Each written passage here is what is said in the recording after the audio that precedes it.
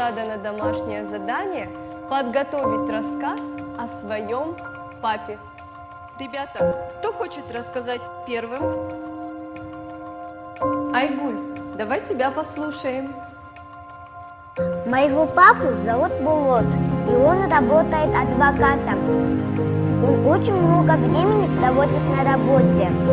Папа работает в прокуратуре, он сажает в тюрьму преступников. Мой папа актер театра, он очень талантливый человек, потому что он любит. Папа работает в России, он скоро приедет, мы поедем к бабушке. Азамат, а ты не хочешь рассказать про своего папу?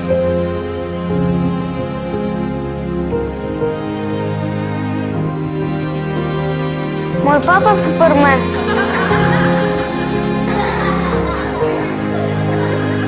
Тише, дети. Он защищает наш город, пока мы спим. Он не умеет летать, но это не мешает быть ему героем. Каждый день он совершает настоящий подвиг. Каждый день он делает это в чище.